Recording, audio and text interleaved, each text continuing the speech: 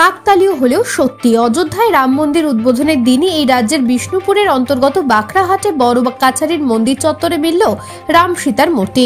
নির্মাণ কাজ চলাকালীনই মাটির নিচ থেকে মূর্তি উদ্ধার। ঘটনায় দৈবযোগ খুঁজে মন্দিরে ঢল নামল দর্শনার্থীদের। বিষ্ণুপুরে চাঞ্চল্য। এদিকে রাম ভক্ত হনুমানের আতঙ্কে ততষ্ট মহেশতলা। হনুমানের কামড়ে আঁচড়ে আহত একাধিক বাসিন্দা। বাগে আনতে বন দপ্তরে ঘুম পাড়ানির গুলিতে শান্ত হল পবনপুত্র। আপাতত শান্ত এলাকা, আসবে বিস্তারিত খবরে।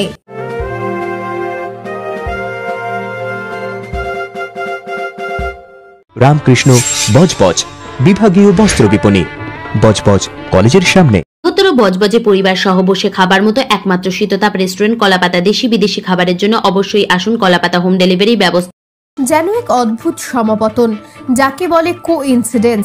গত 22শে জানুয়ারি অযোধ্যায় রাম মন্দিরের উদ্বোধনের দিনই বিষ্ণুপুরের বাখরাহাটের বড় কাছারি মন্দির সংলগ্ন এলাকা থেকে উদ্ধার হলো রাম সীতার মূর্তি। এই কাকতালীয় ঘটনাকে ঘিরে রীতিমতো চাঞ্চল্য ছড়িয়েছে মন্দির চত্বরে। স্থানীয় সূত্রে খবর, মন্দির সংলগ্ন এলাকায় নির্মাণের কাজ করার সময় মাটির নিচ থেকে উদ্ধার হয় এই বহু চর্চিত যুগলের মূর্তি। প্রসঙ্গত, বেশ কিছুদিন ধরেই রাম মন্দির ঘিরে দেশ জুড়ে উৎসবের মেজাজ। এর সাথে দক্ষিণ 24 পরগনার বড় কাছারির মতো প্রচারের আলোয় থাকা এক মন্দির চত্বরে এমন অভূতপূর্ব ঘটনা সিয়ারামের ভক্তি সাধনায় আলাদা মাত্রা যোগ করলো। বর্তমানে ওই মূর্তিটিকে স্থানীয় একটি হনুমান মন্দিরে রাখা হয়েছে। স্থানীয় বাসিন্দা থেকে শুরু করে মন্দিরে আসা তীর্থযাত্রীরাও সেই মূর্তি দেখতে প্রচন্ড উৎসাহের সঙ্গে ভিড় জমাচ্ছেন। মানে সোশ্যাল মিডিয়াতে যেটা দেখলাম, ছেড়েছে মাটির গাড্ডা খুলতে খুলতে বাড়ি ঘর ধরে 5 ফুট তোলা থেকেই বিজ্ঞটা উঠেছে রাম সীতার মূর্তি। মানে মিস্ত্রি রাজমিস্ত্রি কাজ করছিল কলম দেওয়ার জন্য। আচ্ছা, সেই গাড্ডা খুলতে খুলতে বিজ্ঞটা উঠেছে। এখন মূর্তিটাই হনুমান মন্দিরে রাখা হয়েছে, সমস্ত লোক দেখতে আসছে।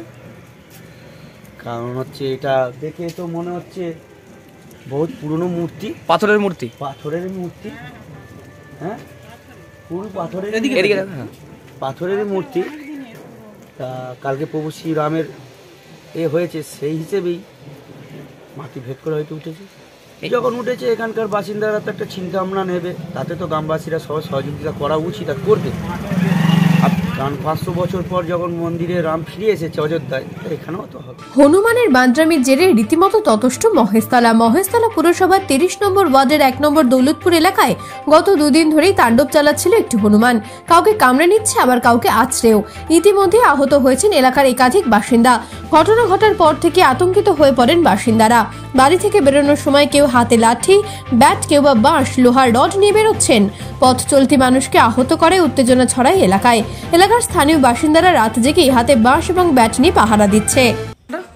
ঘটনাটা, আমি রাস্তায় সকালবেলা উঠে যাচ্ছিলাম, এমনি হেঁটে যাচ্ছিলাম। আমার গাড়িটা সার্ভিসিং এ দেওয়ার ব্যাপার ছিল, যে এসেছিল গাড়িটা নিয়ে যাওয়ার জন্য তাকে নিয়ে আসছিলাম। এবার ওখানে একটা কুত্তা লাফালাফি করছিল। হনুমানটা কোথায় ছিল আমি দেখিনি, হট করে দেখি আমার ঘাড়ে পড়েছে আচমকা। আচ্ছা, উপরে আমাকে কামড়াতেই গেছে। আমি হাত ঝটকা দিতে পুরো এখানে পড়ে আমার গেঞ্জি ছিঁড়ে দিয়েছে।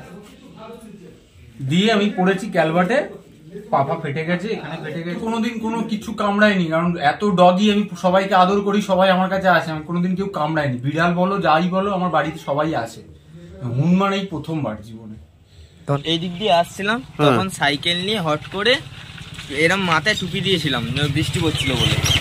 এই কারণে এখান দিয়ে আসছিলাম মাথা নিচু করে, হট করে মাথার উপরে ঝাম মারতে ফার্স্টে ভেবেছিলাম কোনো বন্ধু আমার, তারপর কোনো রিয়াকশন দিইনি। তারপরে আমার এখান দিয়ে সাইকেলে পড়ে গেছিলাম।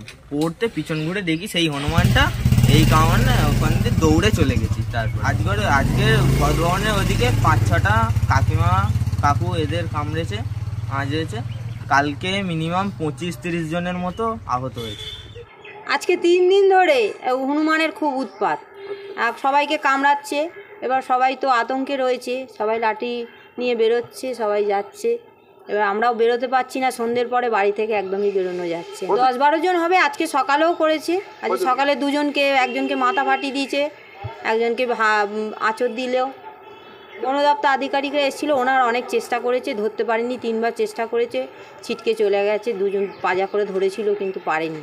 লাগানো রয়েছে, আমাদের বাড়িতেই বেশি করছিল। আমাদের এই আশফল গাছটা এসেছিলো, ভেবেছিল যে ওরা যদি এই খাঁচায় যদি এসে খাবার টাবার দেয়, কিন্তু খাঁচা রেখে গেছে বন দপ্তরের লোকেরা, খাঁচাটা রেখে গেছে যদি ঢোকে ওর ভিতরে। খুবই আতঙ্কিত সবাই রয়েছে, সবাই দরজা জানলা বন্ধ করে থাকে। কখনই ঝুপ করে আওয়াজ হলেই গাছে, তখনই সবাই হই হই করছে। ওই জন্য আতঙ্কিত সবাই রয়েছে। হ্যাঁ, লাঠি হাতে পাহারায় সন্ধ্যের পরেই এটা উৎপাত হচ্ছে এইদিকে, এখন ওই দিকে গেছে। হনুমানের এই দাপাদাপিতে অতিষ্ঠ এলাকাবাসী বারবার বন দপ্তরে জানালে গত রাত থেকেই বন দপ্তরের আধিকারিকরা সেই হনুমানকে ধরার চেষ্টা চালান। বন দপ্তরের লোকজন এসে ঘুমপাড়ানি গুলিতে হনুমানকে কাবু করে।